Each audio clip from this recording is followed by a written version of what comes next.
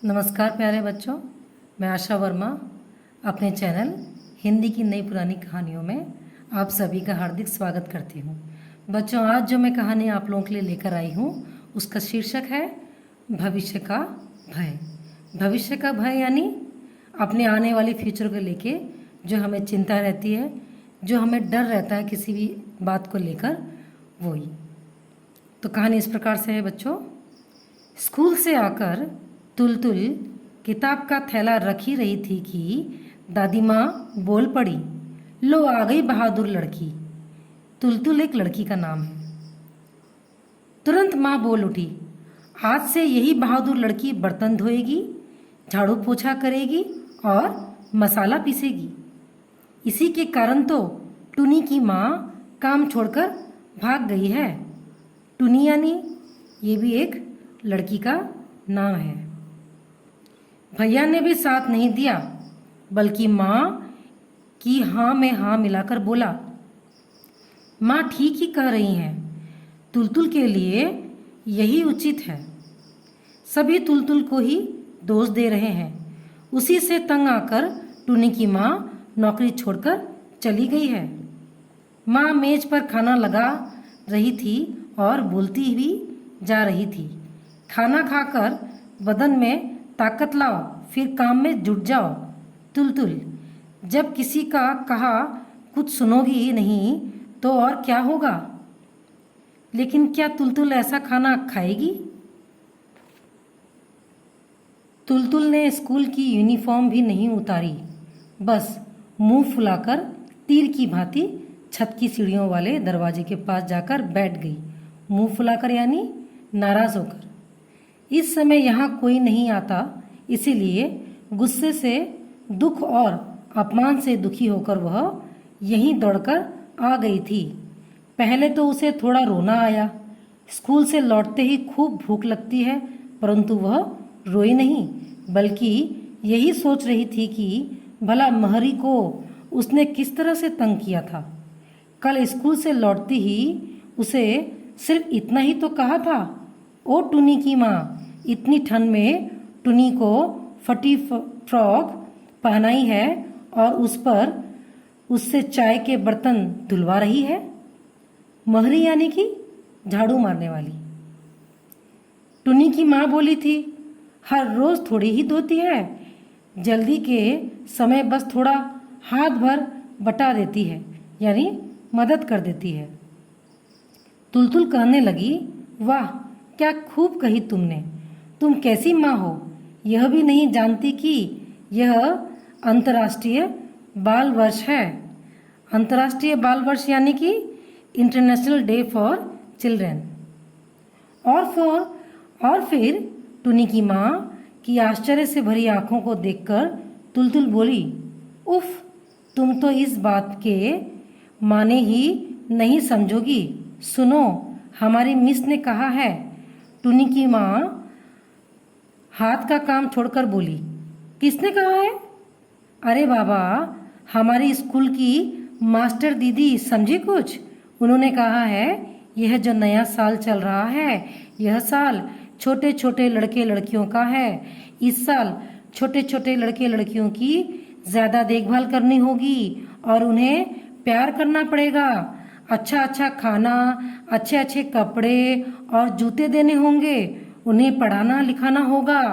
बच्चे बीमार न पड़े उसका भी ख्याल रखना होगा। बच्चों से कोई गंदा छोटा काम नहीं करवाया जाएगा। बात समझ में आई? टुनी की माँ थोड़ा हंसकर बोली, आई समझ में। और फिर अपनी लड़की से कहा, मुंह फाड़े बात निगलने की जरूरत नहीं है, जल्दी जल्दी हाथ चला। यानी कि मुंह फाड़कर इन बातों को सुनने की जरूरत नहीं है, जल्दी जल्दी काम कर। तुलतुल ने गुस्से के मारे कहा, खाक समझी है? खबरदार टुनी, जो तुमने फिर पानी छुआ। इतनी ठंड है और उससे भी अधिक ठंडे पानी में हाथ डुबोकर चाय के बर्तन धो रही है। कह रही हूँ छोड़ दे। तुलतुल को उसकी मिस ने समझाया था कि हमारे घरों में जो काम करने आते हैं, यानी जो बर्तन मांजते हैं, कपड़े धोते हैं, झाड़ू पोछा करते हैं, उनके बच्चों को ही यदि हम थोड़ी प्यार की आंखों से देखें, अगर कोशिश करें कि वे भी थोड़ा अच्छा खा ले, सर्दी के दिनों में पूरा बदन ढकने का कपड़ा मिल जाए, पढ़ने लिखने की सुविधाएं दी जाएं, बीमारी की दवा मिल जाए, तो लगेगा दुनिया में हमने कुछ अच्छा काम किया है। हालांकि तुम सभी अभी बच्चे ही हो, फिर भी अभी से सोचना सीखो कि कैसे दुनिया में किसी के काम आओगे। एक बात ध्यान में रखना, दुनिया में सभी आदमी बराबर हैं। सभी छोटे बच्चों को प्यार पाने और देखभाल किए जाने का अधिकार है। तो फिर मिस के कहे अनुसार क्या तुलतुल कोशिश भी नहीं करेगी? और फिर टुनी तो तुलतुल से भी छोटी है, दुबली पतली हड्डियों का बस ढांचा दिखती है। ऐसी टुनी ठंडे पानी में बर्तन धोएगी और तुलतुल गर्म पानी में हाथ मुंह धोकर गर्म कपड़े पहनकर गरम गरम पूरियां खाएगी। रोज रोज ऐसा ही होता है, यह सच है। पर अब तुलतुल बड़ों को ऐसी भूल नहीं करने देगी। आज वह समझ गई है कि ऐसा करना बहुत खराब बात है। अंतर्राष्ट्रीय बाल वर्ष में टुनी जैसे बेचारे बच्चों की देखभाल होनी ही चाहिए। इसीलिए तो तुलतुल चिल्लाकर बोली, माँ नाश्ता दो। और फिर टुनी से कहा, ए टुनी मेरे साथ चल, पूरियां खाएंगे। सुनकर माँ वहीं से बोली, ओ तुलतुल तू बेमतलब में देर क्यों कर रही है? पूरियां उसे भी दूंगी, पहले तू खा। क्यों पहले मैं खाऊंगी? तू अभी अभी स्कूल से आई है। अच्छा टुनी को भी पूरियां दे रही हूँ, तू तो बैठ। टुनी की माँ तुलतुल से बोली, जाओ मुन्नी, देर करने पर माँ डांटेगी। आज क्या तुम्हें भूख नहीं लगी है? टुनी तू तब तक कोयला तोड़ दे, सुबह के लिए एक चूल्हा तैयार रख छोड़ूं। फिर क्या था, तुलतुल ने टुनी के हाथ से कोयला तोड़ने का हथौड़ा छीनकर फेंक दिया और बोली, माँ की बात कभी मत सुनना, यह बाल वर्ष है समझी? बाल वर्ष में बच्चों को गंदा काम करना मना है। आज से तू डिपो से दूध लेने नहीं जाएगी, माँ के साथ सड़क से सड़ा हुआ गोबर नहीं उठाएगी। बात समझ में आ रही है ना? दिमाग में कुछ घुसा? तुलतुल की इतनी बातों के जवाब में टुनी डरी डरी सी बोली, हथौड़ा लौटा दो दीदी, नहीं तो माँ मुझे बहुत डांटेगी। डांटने दो, मिस से कह दूंगी, मजा चखा देगी। तू अब भी क्यों खड़ी है, आ ना मेरे साथ। इतना कहकर टुनी का हाथ पकड़कर तुलतुल उसे खींचती हुई खाने की मेज पर लाई। बेवकूफ लड़की रोने लगी। असल में वह डांट के डर से रो रही थी। तुलतुल यह समझ नहीं रही थी। उसकी माँ जल्दी जल्दी संदेश के खाली गत्ते के डिब्बे में 4-5 पूरियां, थोड़ी सी आलू की सूखी सब्जी और थोड़ा सा गुड़ रखकर बोली, जा टुनी, माँ के पास जाकर खा ले। टुनी जान बचाकर भागी। तुलतुल ने मन ही मन निश्चय कर लिया कि कल से अगर माँ ने टुनी को भी एक जैसा खाना नहीं दिया तो तुलतुल भी खाना नहीं खाएगी। उसने माँ से कह भी दिया। बोली, मैं तो अच्छी भली मोटी हूँ, फिर भी इतना खाना देती हो, और टुनी चिड़िया जैसी है, उसे कुछ नहीं देती। जानती नहीं माँ, यह बाल वर्ष है। माँ बोली, जानती हूँ, ज्यादा बकबक मत कर। लड़की के सिर पर तो भूत सवार हुआ है, लेकिन भूत जमकर बैठ गया हो तो कोई चारा भी नहीं है। खाना खाने के बाद तुलतुल ने देखा टुनी और उसकी माँ घर जा रही है। तुलतुल ने डांट कर कहा, नहीं, अच्छी तरह से कहा, कल से टुनी यह सब गंदा काम नहीं करेगी। कल पापा से स्कूल में दाखिला करवा देंगे। क्या यह टुनी की माँ को तंग करना हुआ? तुलतुल ने जाकर अपने पापा से सारी बातें कही। पापा सुनकर बोले, सच में दाखिला करवाना चाहिए, और आजकल तो स्कूल में फीस भी नहीं देनी पड़ती, किताब कॉपी सब मुफ्त मिलते हैं, टिफिन में खाना भी मुफ्त मिलता है। सच पापा? हाँ मुन्नी, बिल्कुल सच, यह नियम हो गया है। तो फिर टुनी हिसाब हल कर पाएगी? हिसाब यानी कि मैथ्स। क्यों नहीं, सीखने पर जरूर कर सकेगी। किताब पढ़ सकेगी पापा? जरूर पढ़ सकेगी। कल सुबह जैसे ही वे लोग आएंगे टुनी को पकड़कर स्कूल में बैठा जाऊंगा। तुलतुल खुशी के मारे झूम उठी। आहा, कल बड़ा मज़ा आएगा। स्कूल में पहुंचकर तुलतुल मिस को जाकर कहेगी, मिस मैंने आपका कहना माना है, हमारे घर में जो काम करती है उसकी लड़की को स्कूल में ले आई हूँ। रात में सोते समय तुलतुल का मन बहुत खुश था। सोते समय उसने माँ को निर्देश दिया, यानी कि आदेश दिया, कल मेरे साथ साथ टुनी को भी खाना दे देना माँ, टुनी को भी अच्छी अच्छी चीजें खाने के लिए देना, समझी ना माँ? माँ नाराज होकर बोली, सब समझ गई, तार तार समझ गई, अब जरा बोलना बंद कर और सो जा। तुलतुल तुरंत सो गई। ओ माँ! सुबह उठकर तुलतुल ने देखा, यह क्या? यह सुबह तो रोज की तरह ही सुबह है। पापा को उन्हें ले जाने की कोई जल्दी ही नहीं है। पापा घर पर ही नहीं थे और टुनी भी रोज की तरह पुरानी फटी फ्रॉक पहनकर चाय के ढेर सारे बर्तन धो रही थी।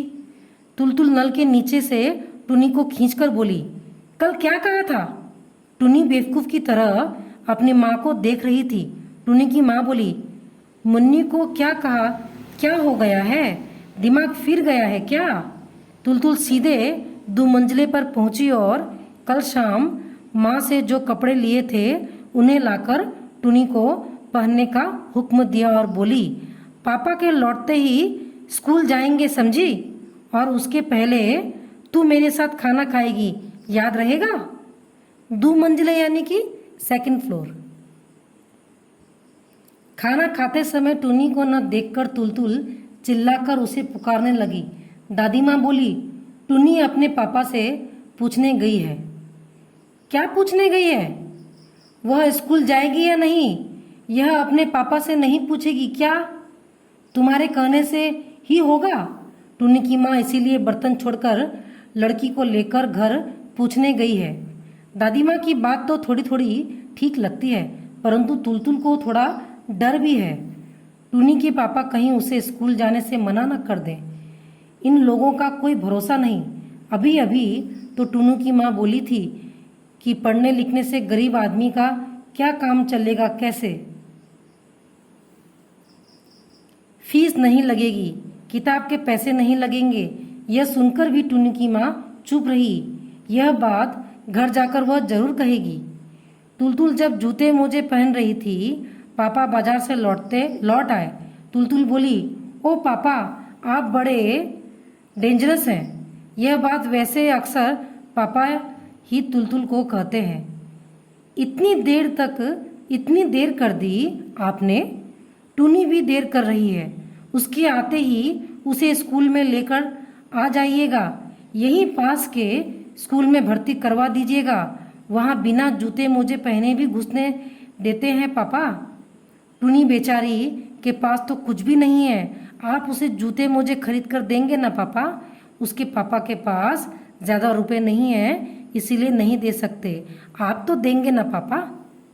फिर पापा का जवाब सुनने से पहले ही स्कूल की बस आ गई थी और अब शाम को बस से उतरते ही उसे यह सुनना पड़ा कि टुनी की माँ ने तुलतुल की हरकतों से तंग आकर काम छोड़ दिया है।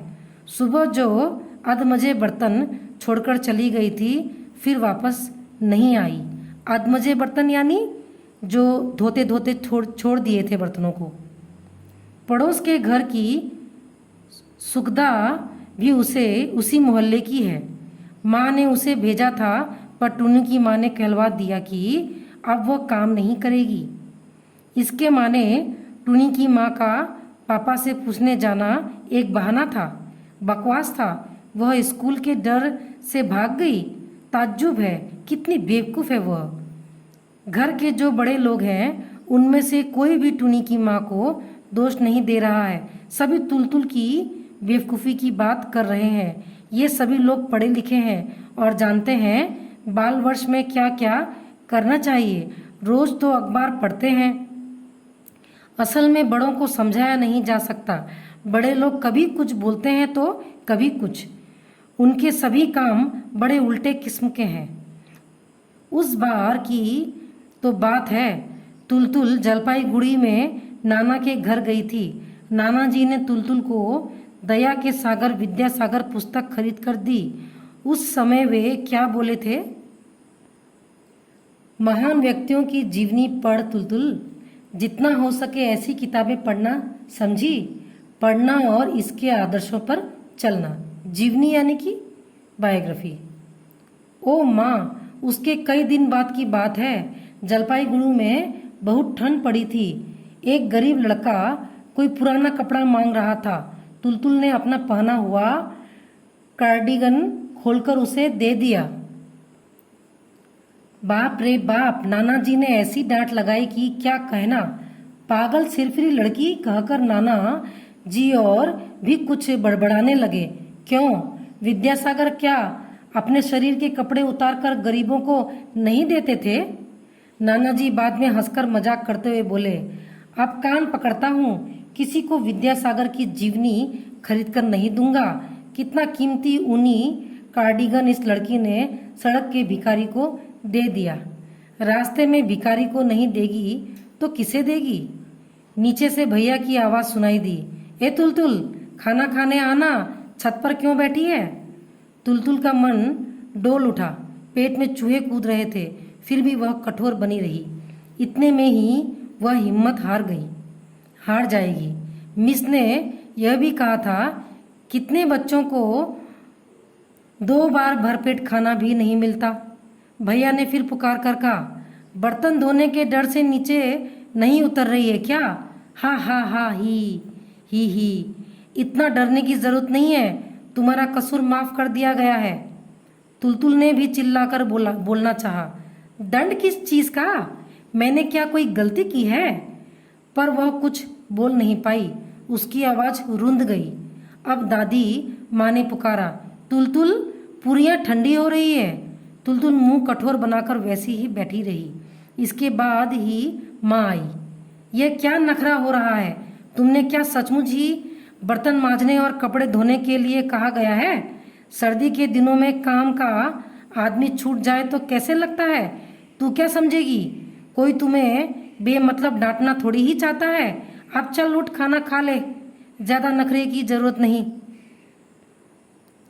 तुलतुल गुस्से से ही बोली, मैं नहीं आती, जाओ, मैं नहीं खाऊंगी। ठीक है, आने दो तुम्हारे पापा को, लाडली बेटी के हाल वे भी देख लें। तू ही सोच, टुनी अगर स्कूल जाने लगेगी तो उसकी माँ का कैसे गुजारा होगा? टुनी कितना हाथ बटाती है। तुलतुल के गले में आज दुगनी ताकत थी। झटक कर बोली, यही तो खराब है। मिस ने कहा है छोटे छोटे बच्चों से काम कराना बहुत बड़ा पाप है, समझी? तुम सभी पापी हो। पर माँ इस भयंकर बात को सुनकर भी नहीं घबराई, बल्कि हंसकर बोली, क्या करूँ, तू बोल। पापी संसार में जन्म लिया है, पापी बनकर रही हूँ। इस दुनिया को नए सिरे से बदलने की क्षमता तो मुझ में नहीं। क्षमता यानी कि हिम्मत। तू जब बड़ी होगी तो इसे बदल डालना। तू और तेरे दोस्त सभी मिलकर हम लोगों की तरह का पाप तुम लोग नहीं करना। इस बात से न जाने क्या हुआ, अचानक तुलतुल बिलक कर रो उठी। बिलक कर यानी कि फूट फूट कर माँ से लिपट कर बोली, पर माँ, अगर बड़ी होकर मैं भी तुम्हारी तरह उलट पुलट जाऊं तो? अगर बेवकूफ़ बन जाऊं तो? अगर यह भूल जाऊं कि सभी लोग एक समान हैं? तो बच्चों, ये कहानी यहीं ख़त्म होती है। इसकी लेखिका का नाम है आशापूर्णा देवी और इसे अनुवाद करने वाले हैं देवलीना केजरीवाल। तो बच्चों, इस कहानी का संदेश तो आप सभी समझ ही गए होंगे कि बच्चे हमारे देश के, हमारे जीवन के, इस दुनिया का भविष्य हैं। इन्हें भी पढ़ने और गरीब बच्चों को भी पढ़ने और लिखने का अधिकार है। इसीलिए हमें उन्हें जितना हो सके उनकी सहायता करनी चाहिए, उन्हें पढ़ने के लिए प्रोत्साहन करना चाहिए। अगर आपको मेरी ये कहानी अच्छी लगती है तो इसे ज़रूर लाइक करें और शेयर करें। धन्यवाद।